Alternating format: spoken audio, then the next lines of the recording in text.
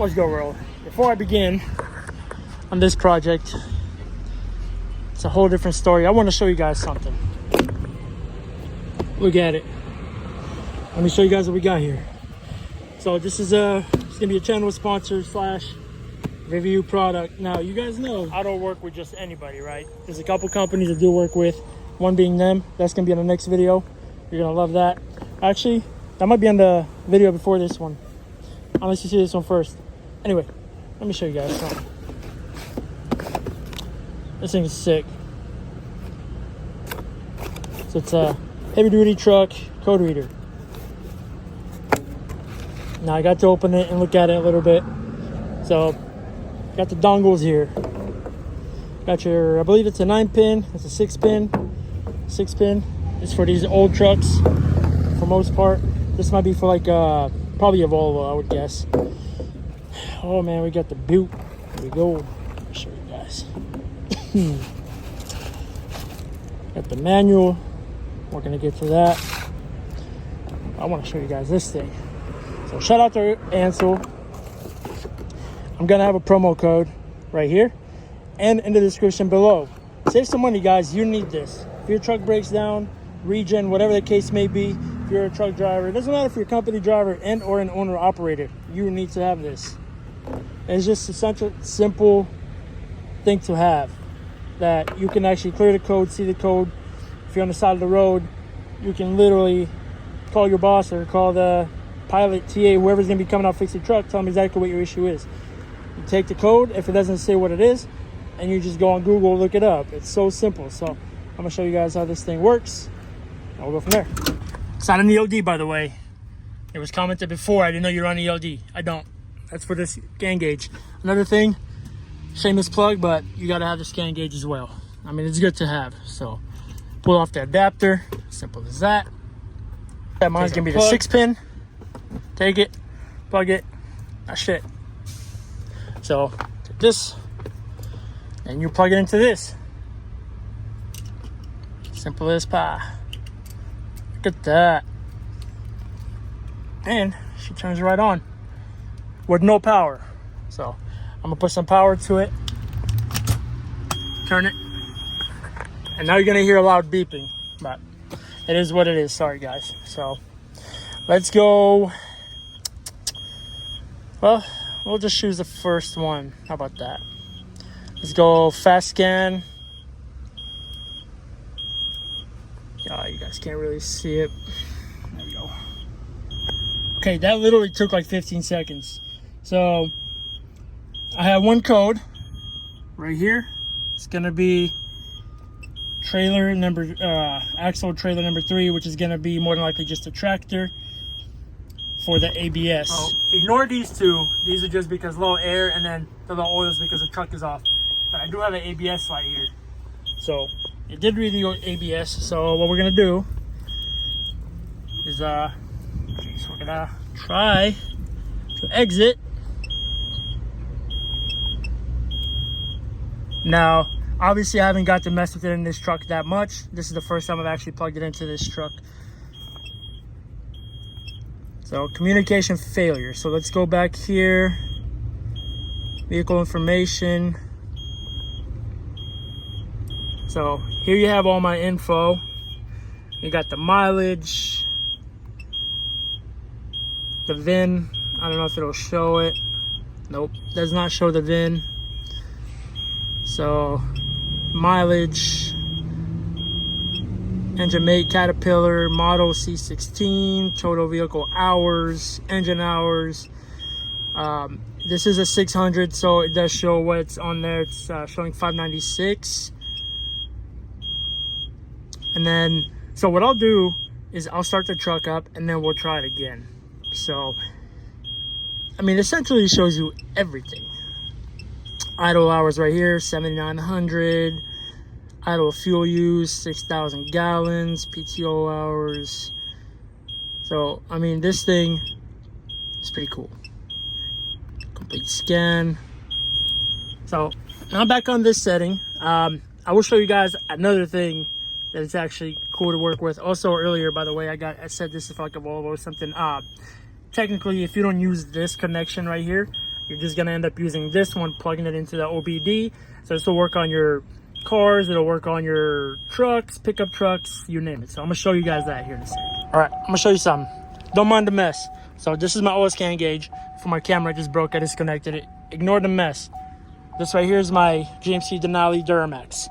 Now, get the scan gauge, got this guy, plug it in.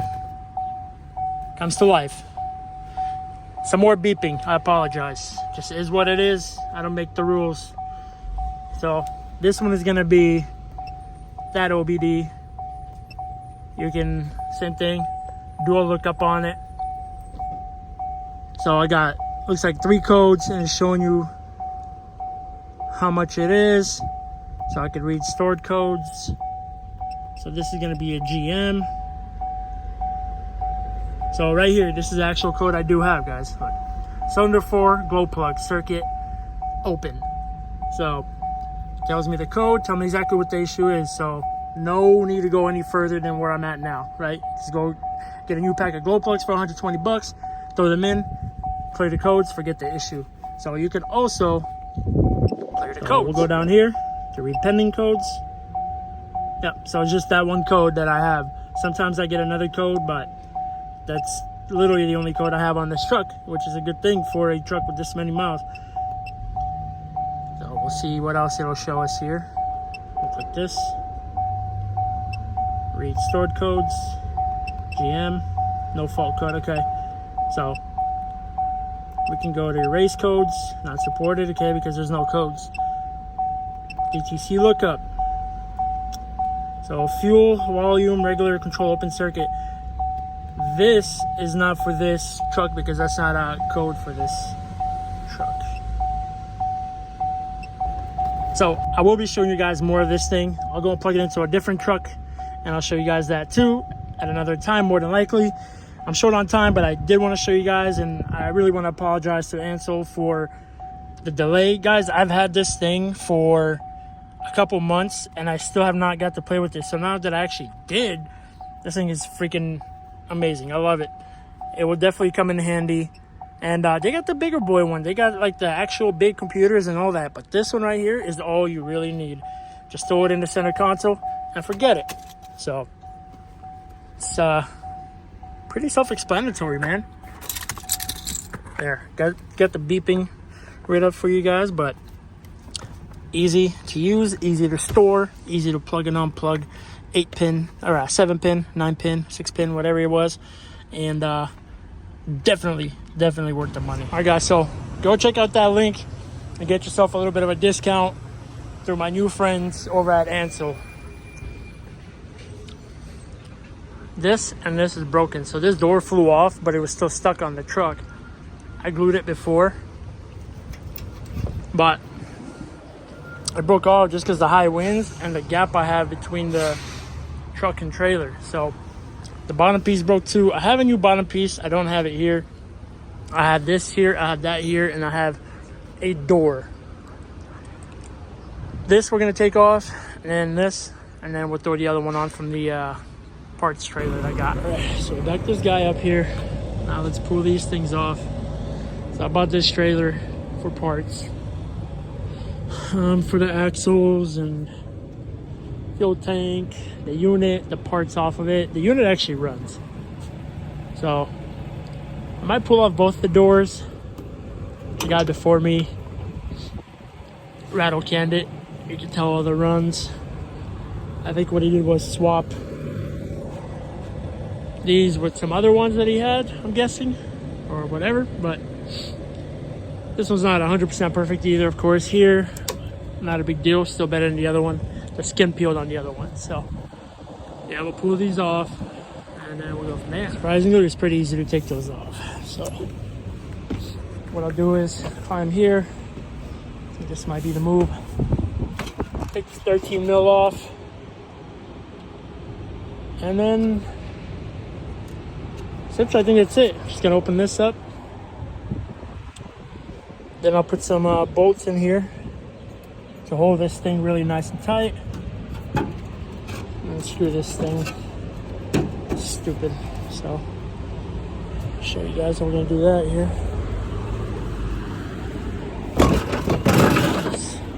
thing almost didn't last, huh? Had to go find my 13. So I just want to add something, man.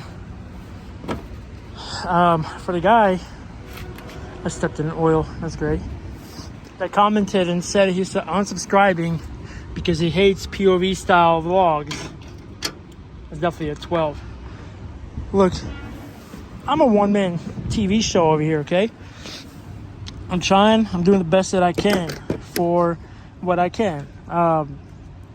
Realistically, 11. This might be a 12. It's 11 or a 12. If you don't like it, you can't stand it, just unsubscribe. I do this for me and anybody who's willing to watch, or anybody who's willing to give me a chance and watch my stuff. So if it's something you guys can't stand, I'm not asking you to stick around. By all means, there's a million other better YouTube channels than mine about trucking, and I get that. And I just have a lot going on, uploading what I can when I can, on top of not being that comfortable with the camera as it is. Otherwise, God, I would stick this thing everywhere and record myself, okay? But fortunately, just can't. I do have a GoPro, and I will charge it up and all that stuff for you guys, but there's a nut back there, so there's that. But anyway, so just want to get that across, kind of, for those of you who, you know, think this is easy and you hate POV style vlogs. I'm sorry, I can't help you. I want to do better. I wish I can do better. I can't do better. So that's really it. So I'm gonna get this 12 off. I think it's a 12, and then we'll go from there, boys. So that one is off. It's actually pretty easy to put these on. You have this, it screws onto this, and they become a one piece. They become married. Now, I'll try to do it with one hand, but first, I keep forgetting what I have to do is open these doors and open that top part over here. So it's pretty easy. We'll try not to step on my freshly painted catwalk. Like so. That opens up with the shocks. We'll just take our new piece. It's probably covered in grease already because I didn't see the grease spot on the ground, of course.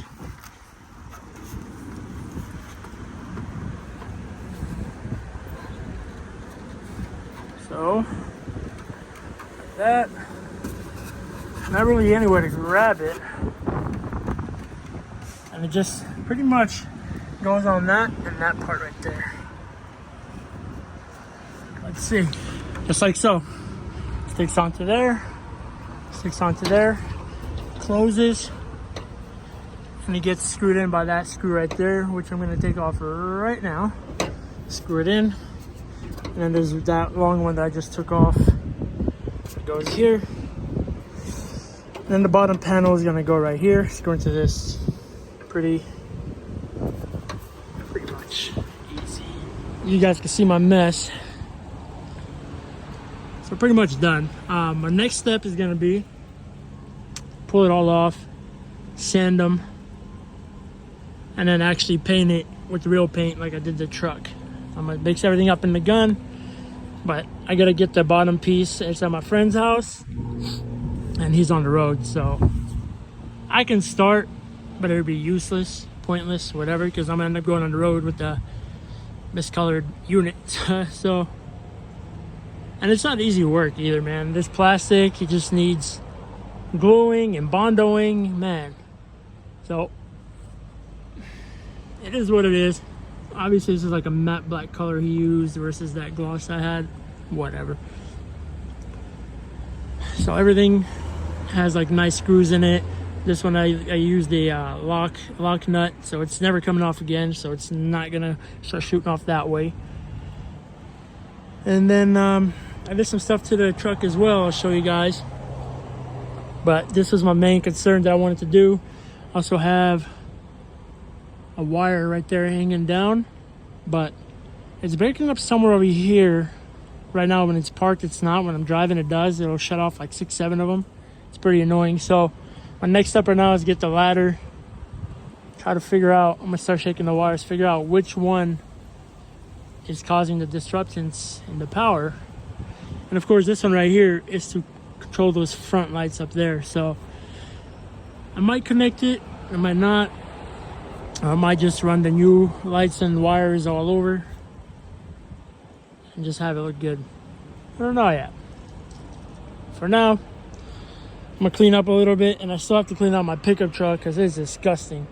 Not to mention back here, just have things everywhere. After I cleaned out that truck, I just threw things in here. So these are like in the cabinets. These are the Centromatics, and I gotta put my tools where they belong, and then we'll go from there. As I keep saying, we'll go from there, because that's literally what we're doing, is going from there. The paint's holding on pretty good. Can't complain. Still got a couple water leaks. I think I just fixed one today on the windshield. And then I'll show you my valve cover. So these bolts, well, the holes for these bolts are stripped. Now typically you don't want to use these. So I'll show you what I did here. Took these guys off because the holes were stripped. So I made them bigger. This is like a, what is it, 3/8. So then you find the sleeve with the same thread like this. You put it in there and then you screw these in. Now, I wasn't able to find any locally, and obviously I have to get the truck put back together, so I'm gonna see how good these hold. They are flanged as well and everything, and they're pretty tight. Everything seems to be holding on, and I did have oil leaking from this side. So I'm gonna let the truck run, I'm gonna drive it a little bit, see if I solved anything. And then if I did, then I can actually clean up the engine a little bit. Now I plan on pulling off all the belts, all the hoses, put new clamps here, new shiny ones. I want to relocate these lines on the inside of the frame rail, so I want a clean frame rail. I want to relocate these somewhere anywhere over here, because when I turn they rub against the tire over time, they start to scrape. Of course this, I kind of want to like have it down, sitting flat and flush. And then from there, we're gonna make our own fan shroud. This has to come out to like right here. So I'll show you on the other side what I did, because my truck was overheating, obviously, and this is for a B model cat. This is an E model cat. They're not the same because the motor sits way up closer, because they're short hoods, this and that. So I'm gonna do the same thing like this with this metal thing. Then I'm gonna lay resin on it, and I'm gonna put fiberglass mat. And then once all that's molded on, sand it down, primer it, make it nice, and then just paint it probably black. So same with this side. As you can see, the green tape I used, because the TA I was at didn't have black. And yeah, so engine's pretty clean for most part. It's pretty dry. I have one rubber bushing I replace here. This guy leaks a little bit, but it's the little things. So if I don't get to the lights today, it'll probably be at the next time. I also pulled out this piece. It's finally drying up. This goes for the inside window trim. It's so brittle and it's cracking, and it's still drying. So just gonna leave that here for now. And then we're gonna get to probably the lights right now. I just want to get it over with and situated. That way, if I do leave, that's one thing, I don't have to look for a way to climb up on top. So I do have to fix these lights. You guys have no idea how much I got going on. It's insane. So yeah, let's do that, and then I'll catch up with you guys in a little bit.